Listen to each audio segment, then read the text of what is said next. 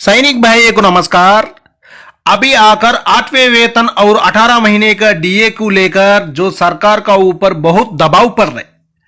सरकार का ऊपर कितना भी दबाव पड़ने दो, वो क्या है, अपना लिए 18 महीने का डीए डीआर का अरियर्स अभी तक नहीं दिया हुआ है, लेकिन अभी भी और दबाव पड़ने वाला है।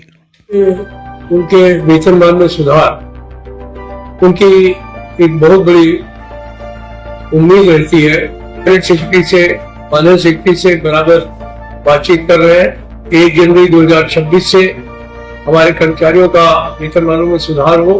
हम नया वेतन आयोग बैठवाएंगे और कर्मचारियों के वेतनमान। सैनिक भाइयों, अभी सरकार का ऊपर जोर से दबाव पड़ेगा। जो 18 महीने डीए डीआर का ऊपर बहुत जोर लगा रहे हैं अभी पूरा संगठन। इसी का वजह से अपना लिए सरकार 18 महीने का डीए 100% देगा और 8वें वेतन में भी फिटमेंट फैक्टर बढ़िया से बढ़िया और सबसे ज्यादा फिटमेंट फैक्टर जो अपना संगठन पूरा मांग रहे। हमारा वो धरना नहीं पहुंचा क्योंकि बीच में इलेक्शन आने की वजह से हमारे को वो धरना जो पोस्टपोन करना पड़ा और कई तरह के जो भी उतराव चढ़ाव आए उस अंदोलन के दौरान कई विच सरकारी एजेंसियां भी आईयां, कई विच सरकारी बंदे जां किदां भी उन्होंने कोशिश की कि इस संघर्ष को जिहड़ा वा अलग थलग करन दी, लेकिन वो ड्यू टू चोण जाब्ता लगन दे नाल सानू जो 18 महीने का डीए डीआर का ऊपर जानकारी ले लेंगे। क्यों बता रहा हूं बोलने से, जो सरकार का ऊपर पूरा डिफेंस का संगठन और रेलवे है, पूरा जो केंद्रीय कर्मचारी पूरा संगठन आकर अभी सरकार का ऊपर बहुत दबाव डाल रहे हैं। अभी इलेक्शन का भी मामला है, इसी का वजह से जो 18 महीने का डीए डीआर देने का उम्मीद ज्यादा है। बात यह है कि जो हमारा 18 महीने का डीए है उसको वापस दिया जाए लोगों को। सैनिक भाइयों, इसी टेबल में आकर सिपाही से लेकर हवलदार तक है और भी नेक्स्ट और भी एक टेबल है, उसी में भी ऑर्डिनरी नायक सूबेदार से लेकर ऑर्डिनरी कैप्टन तक टेबल है। इसी में आप लोग के लिए कितना अरियर्स मिलना चाहिए, जो सरकार अपना लिए 18 महीने का डीए डीआर अरियर्स देने से अपना लिए कितना मिलना चाहिए बोलकर इसी में जानकारी ले सकता है। एक्स ग्रुप भी है और वाई ग्रुप भी है, दोनों का आराम से जानकारी अभी हम लोग ले लेंगे। सबसे पहले देखो जो इसी में क्या हो गया था। सबसे पहले अपना लिए 1 जनवरी 2020 में आकर अपना लिए जो बेसिक कितना था एक्स ग्रुप का हो वही ग्रुप का, वो भी एक बार जानकारी ले लेना। आपको OROP2 का बेसिक से ही मिलेगा, 3 का बेसिक से नहीं मिलेगा।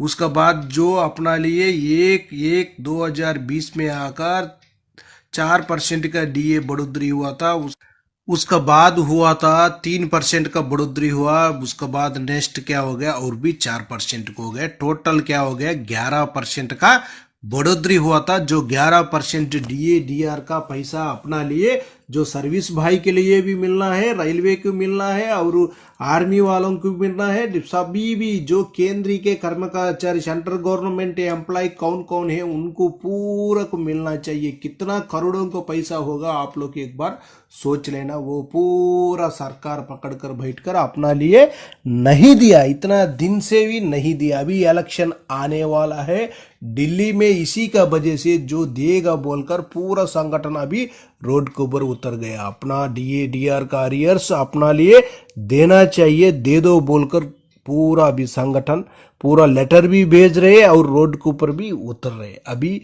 सरकार के दबाव ज्यादा पड़ रहे, इलेक्शन का मामला है, इसी का वजह से 100% देने का उम्मीद ज्यादा है। हम लोग देखेंगे अभी इसमें एक्स ग्रुप का है सिपाही साहिबान 17 साल सर्विस करने से उनको आकर जो टोटल 11% डीए डीआर का अरियर्स बन जाता है 27,198 रुपीज तक उनका टोटल अरियर्स 17 साल सर्विस किया हुआ सिपाही साहिबान का है। ये कैलकुलेशन भी है, आप लोग चाहे तो आराम से जानकारी ले सकता। अभी जो 17 साल सर्विस किया हुआ वही ग्रुप का सिपाही साहिबान उनका बेसिक भी है। OROP2 का बेसिक कितना है, 18,807 रुपये है। उनको एक महीने में जो 4% बढ़ोतरी हुआ था उसका कितना मिलता है 752 है। उसको 6 महीने का कैलकुलेशन करने से टोटल कितना 6 महीने का बन जाता है बोलने से 4512 रुपीस। नेक्स्ट देखना, नेक्स्ट और भी 4 और 3 पूरा क्या हो गया 7% हो गया। 7% DADR आकर कैलकुलेशन करने से 17 साल सर्विस किया हुआ सिपाही साहिबान के लिए एक महीने में आकर 1316 रुपीस इंटू 6 महीने का कैलकुलेशन करने से 7896 रुपीस बन जाता है। उसका बाद देख लेना, नेक्स्ट क्या हो गया दोबारा 7 और 4 11% हो गए। 11% कैलकुलेशन करने से एक महीने में आकर 2068 रुपीस हो जाता है। वही 6 महीने कैलकुलेशन करने से 12408 रुपीस। इनका टोटल 11% का 18 महीने का DADR आकर इनका बन जाता है कितना बोलने से 24,816 रुपीस। ये सिपाही साहिबान का ही इतना अमाउंट है, आप लोग सोचना एक बार। उसका बाद देखो जो नायक साहिबान 24 साल सर्विस करने से उनको आकर उनका एक्स ग्रुप का है, उनका बेसिक कितना था 23,580 रुपीस था। उनको जो 6 मंथ का कितना बन रहा था, जो 6 मंथ का 4% DADR का अरियर्स कितना बन रहा बोलने से टोटल 5652 रुपीस। उसका बाद नेक्स्ट 7% का 6 मंथ का कितना बन रहा है बोलने से 9894 रुपीस। नेक्स्ट देख लेना जो 11% 6 महीने का बन रहा था DADR का अरियर्स 15,552 रुपीस।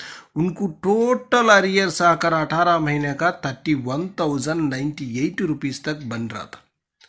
उसका बाद नेक्स्ट देख लेना जो वही ग्रुप का है उनका टोटल अरियर्स देखना कितना बन गया बोलने से टोटल अरियर्स उनका 28,632 रुपीस।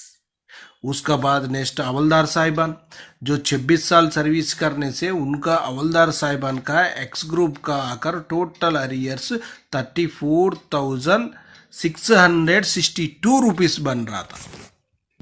उसका बाद वही ग्रुप का हवलदार साहिबान वही 26 साल सर्विस करने से उनका बेसिक कितना है आपको जानकारी है। उसका बाद उनका टोटल अरियर्स जो 18 महीने का अरियर्स आकर 29,376 रुपीस तक उनका टोटल अरियर्स बन जाता है। इसी में देख लेना ये चार्ट, चाहे तो एक बार स्क्रीनशॉट लेकर आप लोग जानकारी ले सकता है। अभी इलेक्शन का मामला है, बोल नहीं सकता है, सरकार के लिए कभी भी भरोसा नहीं कर सकता है। उनको दिल चाहने से वो अचानक दे देगा, आपको 100% देने का उम्मीद है। पूरा संगठन पूरा सरकार का ऊपर दबाव ज्यादा डाल रहे, इलेक्शन का मामला है इसलिए ज्यादा दबाव डाल रहे। उसका बाद देख लेना जो अपना ऑर्डिनरी नायक सूबेदार साहिबान के लिए उनका बेसिक कितना था OROP2 में 23,750 रुपीस है। उनको अरियर्स मिलेगा कितना 18 महीने का 31,350 रुपीस। नेक्स्ट नायक सूबेदार साहिबान 26,075 रुपीस बेसिक था उनका, उनको टोटल अरियर्स मिलेगा 34,490 रुपीस। उसका बाद देख लेना सूबेदार साहिबान के लिए उनका बेसिक 31,000 था लेकिन उनका अरियर्स मिलेगा 18 महीने का 40,920 रुपीस। उसका बाद SM साहिबान उनका बेसिक 33,400 था, उनको टोटल अरियर्स मिलेगा 18 महीने का 44,088 रुपीस। उसका बाद नेक्स्ट ऑर्डिनरी लेफ्टिनेंट साहिबान का उनका बेसिक 41,200, उनका टोटल अरियर्स आकर 54,388 रुपीस। लास्ट में आकर अपना ऑर्डिनरी कैप्टन साहिबान उनका बेसिक 43,675 रुपीस है लेकिन उनका टोटल 18 महीने का अरियर्स बन जाएगा 57,651 रुपीस तक उनका टोटल अरियर्स बन जाएगा। आप लोग इसी चार्ट में आराम से जानकारी ले सकता है। परिवार उनकी पेंशन मिली हुई, लेकिन ये जो सरकार ने दिया है पैसा, हम मानते हैं सरकार ने जो फंड अलॉट किए उसकी बंदरवाट हुई है, इसलिए हमारे जेसीओ जवानों के बीच में बहुत रोष है।